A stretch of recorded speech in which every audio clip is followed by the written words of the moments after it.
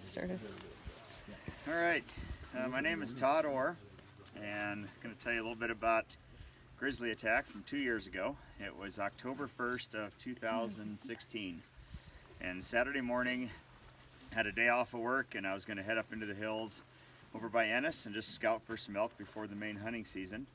And I got to the trailhead about an hour before daylight and started hiking up the trail in the dark. And I knew there was bears in the area, so I'm kind of hollering out every few, 30 seconds or so, "Hey, bear, coming up the trail," just so I wouldn't, jump a bear in the dark. And I got up about 3 to 4 miles up the trail right at daylight, and I stepped out of the trees into a little bit of an opening. I was kind of in a hurry to get up high, so I could see some elk right at daylight. And I stepped down to this opening, and here's a sow and 2 cubs, Grizz, steps out on the other end of the meadow about 80 yards away, and we see each other at the same time. And she immediately just turns and runs up over the ridge and disappears with the cubs. So I'm thinking, okay, that's a good bear. She's going that way. I'll just go the opposite direction and spend the day up on the mountain. So I waited about a minute, didn't see her, so I started hiking up the trail again, and I took a few steps and heard something, and I kind of turned like this, and she had dropped her cubs and came around the back of the ridge and came over maybe to get my wind. And I turn, and she's maybe 35, 40 yards, coming straight off the ridge, ears laid back, just wide open, full charge, 35. From here to Adam, that distance, Yeah, that's probably about 40 yards. Yeah, so about that far, and she's up on the ridge, just coming wide open downhill, ears laid back. And I had a 10mm pistol right here, and my bear spray hooked right here on the front of my chest. And I just instinctively just kind of pulled the bear spray, pulled the safety out, and look up, thinking it's just a bluff charge, and pull it out, look up, and she's at like 30 feet. Here the vehicle's coming wide open still, and so I just took a step back and just a big blast of spray, and just her momentum coming downhill and her speed, just instantly she blew right through that spray, and I just turned like that to go down and protect the back of my neck, and she was on me that quick. And she bit me 5 or 6 times in my right arm and shoulder, and then she kind of coughed from the bear spray, and it affected her, but it took a couple seconds. And then she all of a sudden, just that quick, she was gone. And I'm just like, wow, I picked myself up, and I got some puncture wounds here and bleeding. I'm like, all right, I can't believe I just survived a grizzly attack, but I just got to head down to the hospital and get some stitches. And so I thought that was the end of it. It's like, well, the bear spray worked. It just took a couple seconds. And so I picked my stuff up and headed down the trail. And probably 5 minutes down the trail, a few hundred yards, and the trail crosses the creek. And I was just about to walk across the creek there, and all of a sudden something caught my attention, and I turned, and here she was again, 10 feet behind me this time, coming wide open. And there, I had a pistol here, bear spray in my hand still, and there was no time to do anything. It's like I kind of half turned, and boom, she knocks me down, and bear spray goes flying, and this time she's mad, and she had recovered from that bear spray enough to she was upset. And first bite, I went like that again to protect my back of my head and kind of protect my vitals and stay in a ball like face down. And her first bite was in my left forearm, and I heard the crunch of the bone and just felt all that pain from the tendons getting ripped in the muscle. And that made me kind of wince, and I kind of went, ugh! I pulled my arm like that, and that movement and sound just triggered a frenzy. And she just went crazy and just picked me up and was shaking me, slamming me down. And she bit me probably 25 times on my right arm and shoulder, bit me in the side once, kind of turned me, and I remember I'm just trying to hold that position, and she kind of turned me, and I just saw her head right here looking into her eye, and I'm like, oh no, pull it back in, and just used every bit of strength that I had to just keep in that position, and she'd throw me, and I'd roll, and I'd just roll back down to face down again, and just try to hold that position. And at one point, claw caught the side of my scalp and ripped a 5-inch gash in my scalp here, and so my eyes just filled with blood. And so I'm completely helpless. I can't see anything. I got this bear on top of me, and she's throwing me around and biting me. And she at one point, it's kind of the eeriest part of the whole thing, is she's on top of me. She's got her claws dug in my lower back, and she's standing there on top, and she would sniff the back of my neck and just be sniff, sniff, and I could hear it and feel it. And then and she'd bite. And I think it was just kind of testing to see if I was incapacitated or if I was dead or whatever. And she would sniff again and then bite, and it'd just be 20 seconds of nothing. And I'd just be trying not to breathe. I'm trying to hold as still as I can, and just can hardly breathe with all this weight on top of me. And then a sniff again, and then boom, bite.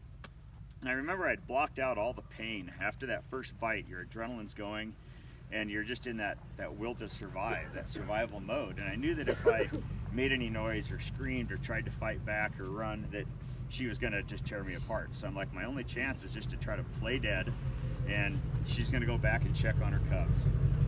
And so I just kept telling myself, don't move, she's gonna leave, she's gonna check on her cubs, just ride this out, you can survive it. And after like 30 seconds of her standing there, I was gonna say, I remember, I blocked out the pain, but I remember all of the other, like her smell, your other senses were heightened, and I could just smell how much she stunk.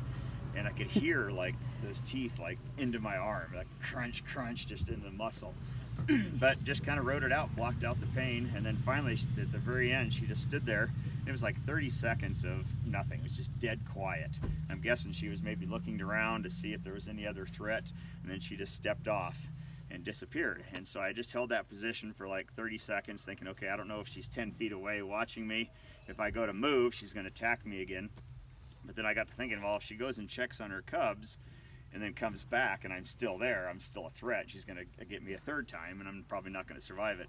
So I said, okay, I got to do something to protect myself. And so I reached down, really slowly pulled one arm down. I'm still in this position, protecting my face and my vitals, and I reached down for my pistol, and I'm like, it's gone. It had been ripped off during the attack. So my bear spray's gone, my pistol's gone, I can't see anything, I got a broken arm, so I'm pretty helpless.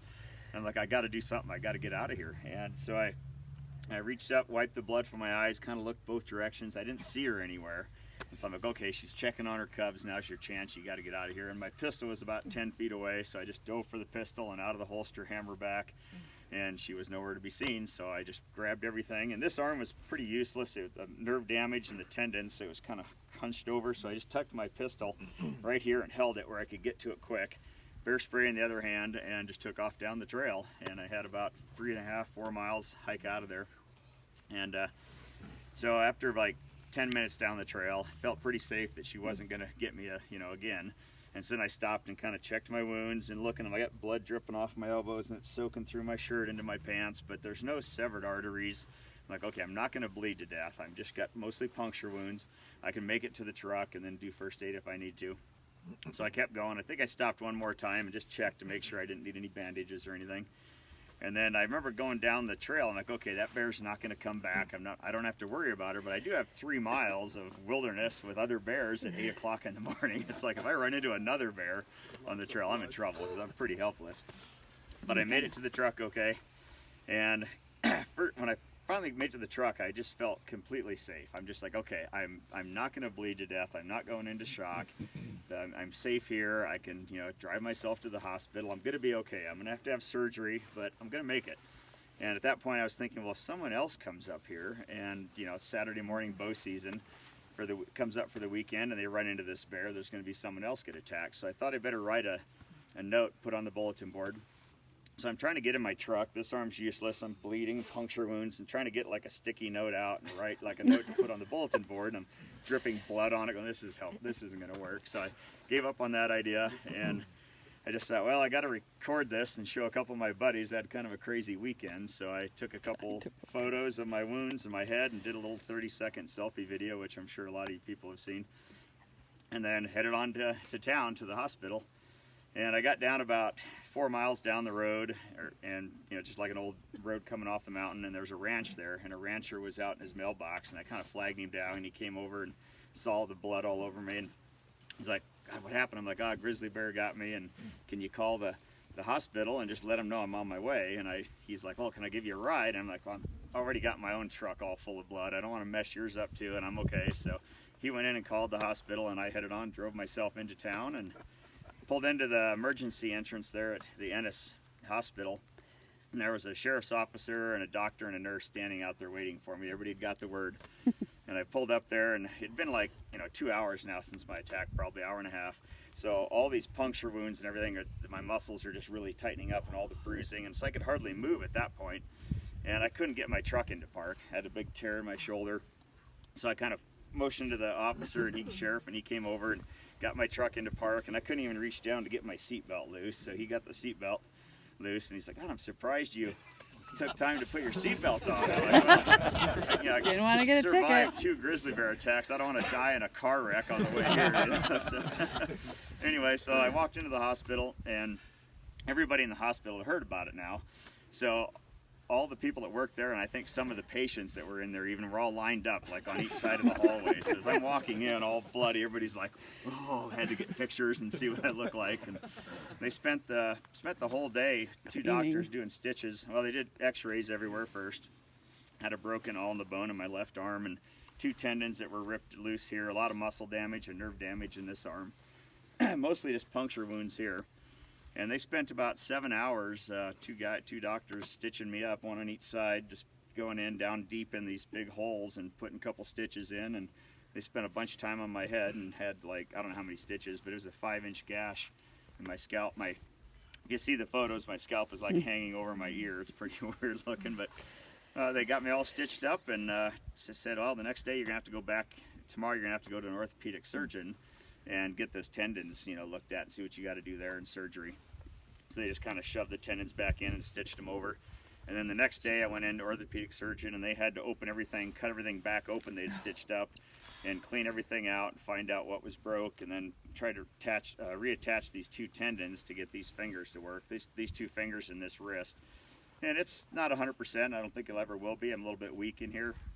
They don't quite open up all the way, but they got back to mostly normal and doing everything I need to do, and I really don't even notice anymore except for the scars. So how'd they find just, the right what's that? To attach to the right finger? They do a little test. It was funny how he would get in there and he'd try to find the tendon, excuse me, to these fingers and this wrist. And it was kind of hamburger in here. The muscle was ripped in 3 different pieces. And so he's kind of stitching that back together, and then he's like trying to find something else, and this finger moves. He's like, okay, that's this one, and he gets over here and hooks it up. It was kind of funny. The first time he hooked it in, I was watching the whole thing, because I'm like, I don't want any. He just gave me a local shot to numb my arm. I'm like, I want to watch this whole thing. So they got a screen in front of me, and I'm watching the surgery. And every once in a while, he'd lift the curtain so I could look down in there and see, oh yeah, that's the ulna bone. He's tapping on it, But it was kind of funny because the first time he reattached the 1 tendon, and he kind of pulls in there, puts a couple stitches in it, and looks up, and my middle finger is sticking straight up like that. So that's not going to work, I swear to God. So he had to like cut the stitches and like release it a little bit looser. I think it wasn't quite tight enough now, because now it doesn't lift up all the way. But they stitched it all back up, and then I had about, it's like 6 weeks of wearing this brace that would keep my wrists back up and my fingers up, just so I wouldn't tear all those tendons back out, because the muscle was so trashed here. So I've got a big hole in my arm right here where there's no muscle, and this is where the bone was broke, and just lots of scars where they stitched everything up there, and lots of puncture wounds all the way up and down this side. But I'm here to tell a story, so I'm feeling pretty dang lucky. How worried were they, Todd, about infection then? Well, when I first got in the hospital, they put me on IV with a bunch of antibiotics, and then the next day I'm into surgery, they did the same thing, and then they put me on antibiotics for like 10 days after that. So I had like 2 days in a row with IV with stuff, and they just said keep an eye on it. I didn't have any problem with infection at all. Everything went fine. Had me pumped full of a lot of stuff though, I think, so it helped. So there was no bluff charge, no warning? No, and the first attack was head on. It was straight on, which is, I think, rare. I mean, usually, I've been around bears a lot. I probably see a dozen bears every summer working for the Forest Service and in the woods by myself. And I've had a couple bears that have, see, and they come in, kind of bluff charge a little bit, and they'll stop at 50 yards, or maybe it's 100 feet, or whatever it might be, and they stand up, look at you, and they sniff, and you're like, okay, that's a human, I'm out of here, or something. But I've never, had seen something this aggressive. It just was strange, to her, this bear, she was not comfortable, and the fact that I was just in that area was too much for her and her cubs, and she came around, got my wind, and then just came in straight. And from the moment I saw her, she never hesitated. She never made a sound. She wasn't like growling when she was charging. It was just this flash through the brush, silent attack, and her ears laid back, and you could just see that she just had me in her sights, and she didn't slow down at all. She came in downwind of you, huh? She was downwind and then got my wind and then just came right in, just off the hill, saw me down there. She probably circled around, got my wind. I said, oh, it's a human, that's a threat. Came over the ridge and saw me and just straight at me.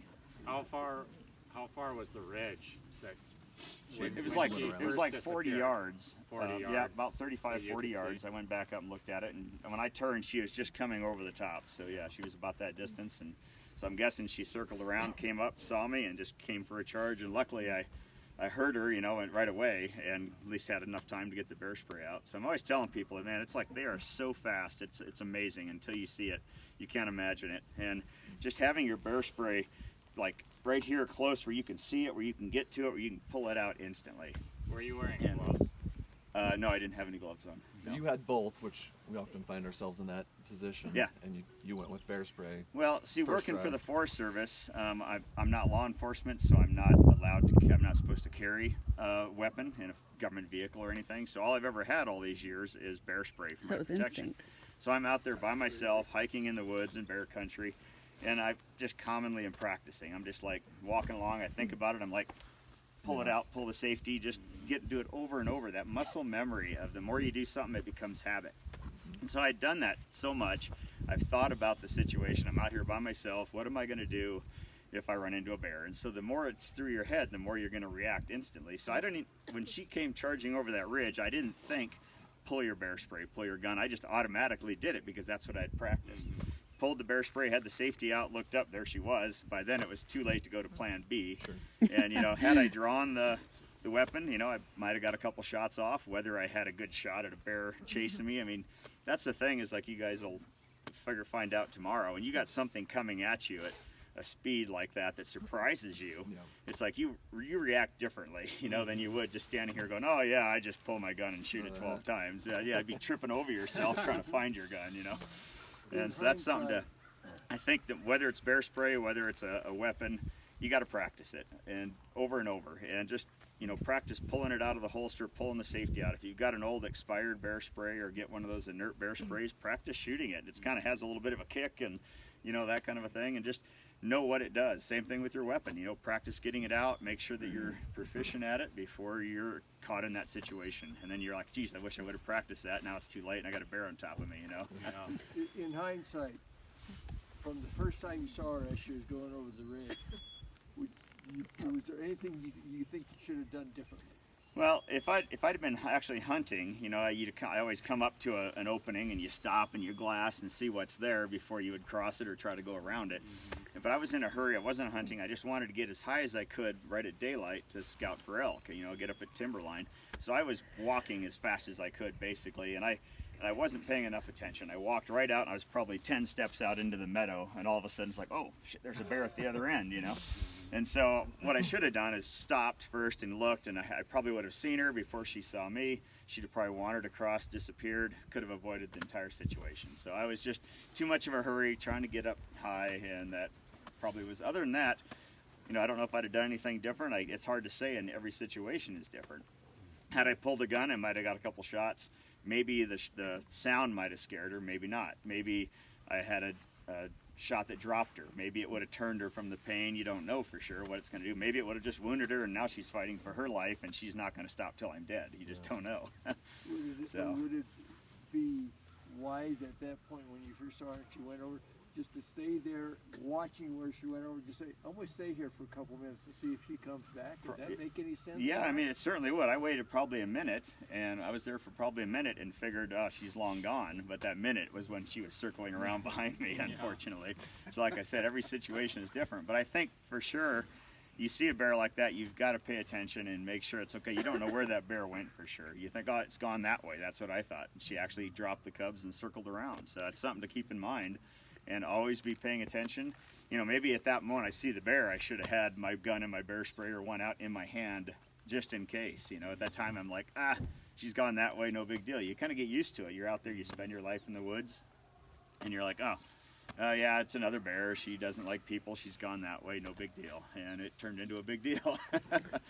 It was definitely something I wasn't expecting. You know, I'm always ready, I'm prepared, I've thought about it, but you know, you just get lax and you're like, okay, yep, another bear, it's gone the other way, no big deal. That's what they should do, that's what they usually do.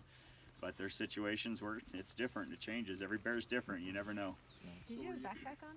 I did, yeah. Had Oh, a so- small or medium-sized backpack, and that definitely protected my Yeah, because back. you didn't get anything stuck your side. I got a bite here. I had claw marks Oh. right below my backpack where she was standing on me. I had like 6 puncture wounds Did stuck you right keep in your there. I legs just had tucked pinned. under you? I did. I was, Yeah. yeah, they say, I've seen different things, you know, stuff I read in the past was you're supposed to lay flat out, and so then the bear can't flip you. Well, like Troy was saying, a bear could flip you with one claw. So, so I don't know. I don't know why I did. I just felt that I was safer in a ball, and I had my legs underneath me, and everything was like all the vitals, the face were all protected in this ball. And then she'd throw me down or roll me. I just roll right back to face down again, and just used every bit of strength I had and that will to survive to stay face down. Because I knew that if I got flipped over and she stood on me, there's nothing I can do now, and it's like 1 or 2 bites and I'm ripped to pieces, you know. So I just used everything I had, that will to survive, to stay face down like that, and it worked. I didn't have any wounds on my lower leg or my lower body, so I was able to walk out of there. You know, had she got me in here, you know, or hamstring me or something like that, you know, might have been a totally different story. I couldn't have got out of there. I might have been crawling out, you know. Yeah. But So were you laying on your side or like actually like face down, yeah, no, face down Okay. like that. Just kind of on my knees and just hunkered in like a ball, much as I could. Kind of my legs are out, but just trying to keep that as low and small as I could. And And she then didn't- just I she could didn't- flip instantly back over. She didn't just toss you. She never really tossed me like that, but she picked me up. She like grabbed like my backpack and pick me up and shake me, and then like throw me, and I'd roll like 10 feet. I would just like roll face down again, you know. Then she'd kind of pick me up, she'd bite me, and it knocked me over a couple times, but I just every bit of strength. I remember the next couple days, all of my core muscles, my stomach muscles and everything, it felt like I'd done 10,000 sit-ups. And it wasn't from wounds, it was from, I think, this like survival crunch for like 2 months. It's just like, oh Okay. God, you know. Crazy. And so you said when you made a sound at one point that reinvigorated the attack? It seemed like it, yeah, that first bite in my arm, and I just remember going, you know, it's that pain, and you're just like, oh, and you just automatically you make this noise. And that's when everything just went crazy, and she was trashing me. She just picked me up, and she was shaking me. I remember it being like a rag doll. Yeah. So just the strength and the power, speed of a bear is amazing. You have no chance, you know, to something that big. You know, I don't know how big she was for sure, but you know, definitely a full-size grizzly, maybe 400 pounds, you know, but just I was nothing. I was helpless. Were you on the trail, Todd, or going across? I was country on the then? trail, on the main trail, going right up. Yep. Can you remind me which trail it was? North Fork of Bear Creek. That's what I over thought, by the okay. Sphinx Mountain. Yeah. Madison Valley. So after an experience like that, has anything changed for you going in the woods? Oh, it's definitely different. Yeah. Approach it different? I knew that, you know, my life is in the woods. I work in the woods. All my weekends, my recreation is in the woods. So I knew I had to get back out there. So I had this brace on for 6 weeks. And it's like the day I got it off, the next day I had 4 days left in hunting season and the rifle season. I'm like, okay, I'm going to see if I can still get an elk, you know, and put in the freezer.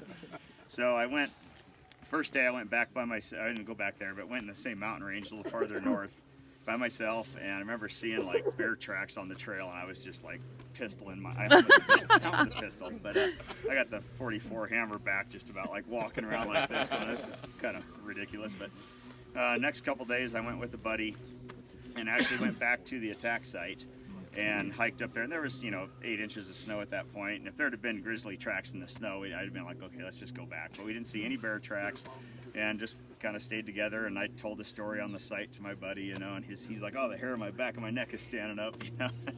But and then so I hunted 4 days that last, didn't get an elk, but got back out there. And then the next spring, my first day back at work at the Forest Service in the field, and I was up Buck Creek, up the Gallatin Canyon there at the Buck Creek Trailhead in Buck Ridge.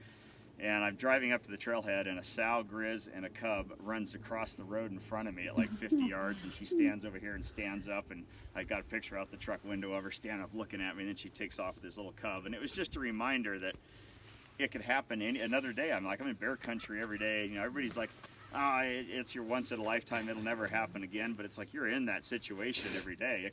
It might happen the next day, or it may not happen for 20 years. You don't know. So but that was a good reminder, and it's different out there. I'm more anxious. I'm more just, my head's on a swivel all the time. I'm always thinking about that when I'm hiking, and it takes away from a little bit of the the fun of that enjoyment out there, because before I never really worried about it. You're aware of it, but I'm looking at this. Oh, this is a great place, and now I'm kind of like, this is a great place, but make sure that bear's not here too.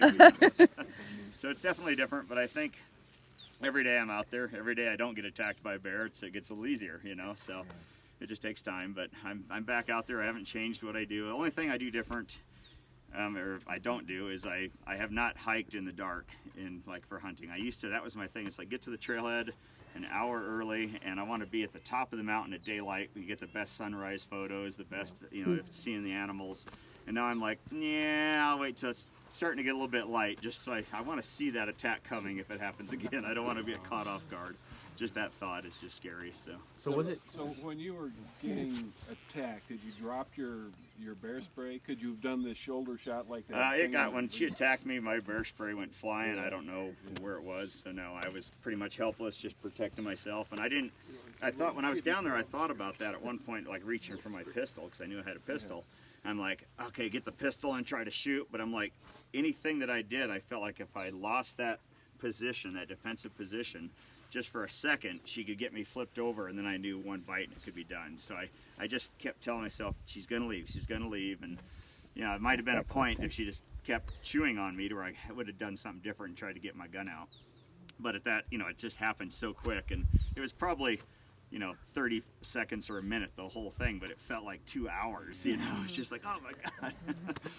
Was it like totally dark when it happened? No, or? it was right at daylight. Okay. So yeah, I was in the dark hiking all the way up, and it just started getting light. Like I said, hiking in the dark, I was yelling out, "Hey bear, coming up the trail. Hey boo boo. Hey Yogi Bear." You just talk to yourself to make noise. And then it started getting light. So the last 5 minutes, I probably hadn't said anything. And maybe I should have been, but it's kind of that thing when you're hunting, you're usually quiet too. And I'm like, I wasn't hunting, but I'm like, I want to see animals, and so she had no idea I was there until we saw each other. You ever heard of any stats? Talking about hiking, going up the trail, getting up there early like most people want to. You ever heard any stats speaking of, a percentage of attacks that happen actually in the dark when people are hiking? Not sleeping, but hiking. Right. I have not heard any versus the stats on that at daytime. all, and I'm not aware of any attacks like that. I haven't read anything about that for sure, no.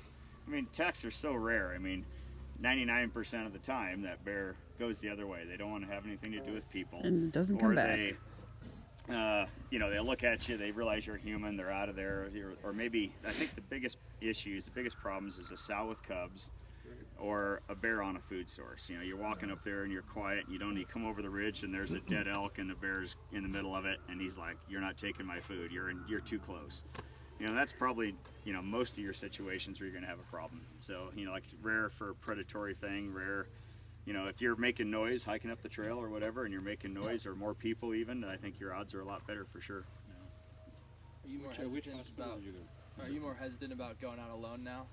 I still go along I work alone by myself. Most people don't want to hunt with me because I do 20-mile hikes, and I don't ever stop. I never run out of energy, so I'm usually on my own.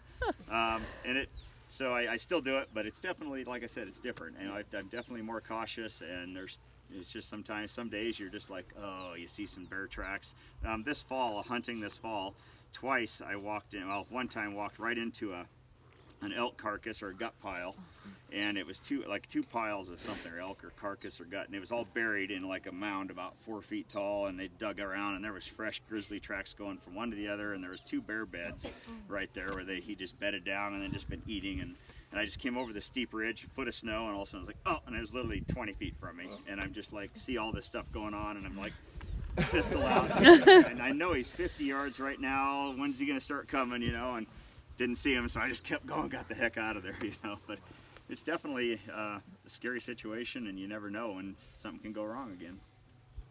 You mentioned during... What's that? What hospital did you go to? The Ennis Hospital. Okay. Yeah. It sounds like you had good docs. Yeah, it was fine. They were right there on top of everything. They were prepared and stitched me up. Yeah. You mentioned during the second attack you had lost your pistol. Mm-hmm. What holster were you? How were you carrying it? It was still in the holster. It was a holster. It's actually, the pistol I had was not a good pistol for bear protection. I mean, it's a 10mm, but it's a pistol I hunt with. I hunt with a pistol, and I've used a 10mm for hunting, and I had it for I had a wolf tag, and I was like, never shot a wolf. I'm like, well, if I run into a wolf up here, wolf season was open, maybe I can get a chance at a wolf. So it's a long barrel 10 mm with a scope, an actual ivory leaf scope mounted on it, and it was in a big, it's just a big bulky holster right here, and it was more for hunting. So I couldn't have got it out very quick. If I had, it'd have been point and shoot because it's got a scope on it and such. But the whole holster, the straps had been ripped, and the whole thing, it was still in the holster, laying out there, so I had to rip the whole thing off. Yeah. I think you're gonna get it. Maybe change your setup, like where you carry your bear spray and a whole gun now. Well, when I'm hunting, I normally, that was a 10 mm that day. I normally hunt with a 44 mag with a scope, which I carry right here. And then I also carry, I've got a 10 mm that I can carry on my chest or on the side, and I've got a short barreled 44 that I'll carry sometimes on my side, one or the other, for for bear protection. On top of the hunting 44, because that's this great big, 9.5-inch barrel thing, It's just so, but usually when I'm hunting, I have that in my hand. I always carry that in my hand when I'm in the trees, so that would be my first defense, would be that one. But I have the backup, either the 10 mm or my 44 short barrel if I need it. Not your bear spray? And bear spray, yeah. Okay. Bear spray is always, I always have my bear spray right here. Okay. I have it right where I can see it, and I can just, sometimes you go back here and you're like, where is it? Trying to look. It's like, it's right here. I can just look down, pull it out. UDAP makes it's called the Grizz Guard, and it's a plastic holster with a kind of a slot in the middle. And that thing, I love that. You can pull out straight down to the either side, up, straight out. Any direction you pull, it just pops out of that plastic holster. And that thing is the slickest, fastest thing. Some of those other ones, it kind of slides in. Sometimes they can hang up a little bit. That Grizz Guard, it's just right there, boom, boom. Any direction, it'll pull right out. Definitely recommend that for sure, for just the quickest deployment. When you were hiking in the dark, did you have your headlamp on? I did, yeah. I had my headlamp on because it was dark. There was no moon or anything there, so I had to have that just to see the trail. Yeah, because that's one of my thoughts. Because I hunt with a couple buddies, and when we're hiking in the dark, they're spooky. I'm trying to say, we got 3 headlamps going. That bear's going to see those 3 lights coming from a long ways away. And I think, because I've never heard much about attacks in the dark when you're hiking. Right. Yeah. Yeah, no, I think definitely the light and the more people, and then making noise too. Because I mean, a bear might see that. Depends on how timbered it is. A bear might see that from 50 yards, or if it's open, he'll see it from a few hundred. But he's going to hear you from farther than that if it's in the timber, probably. So making noise and saying something just so a bear knows you're coming, and at least that increase that distance instead of surprising one at 30 feet or something. Not to get into too much politics, but how'd the FWP handle it? They went back, Fish Wildlife Parks and the Grizzly Bear Study Team, a couple guys went back with horses the next day, and they took horses up that entire trail and never did see her. Had they run into her, and if she maybe would have charged at the horses, they probably would have shot her, but they never did see her, so as far as I know, she's still out there. The week before that, some hunters on horses, bow hunters, supposedly ran into a grizzly with cubs, and she charged them, and one guy shot at her, and he said, I think I hit her, but they never did find her or anything. And so that could have been this bear maybe wounded, or maybe just nicked, or just mad because she had already had an encounter. Maybe she was aggressive. That could have been part of the whole thing. It's hard to say. But it was in the same trail a week before that supposedly these guys had shot at a grizzly. So with a handgun. Yeah. Was the trail posted from that incident? Pardon? Was the trail posted from that previous incident? I don't recall it was. It might have been a couple weeks before. I don't recall that. No, but not positive. Nothing that I noticed, at least in the dark going in. And it wouldn't have stopped you anyway. No. No.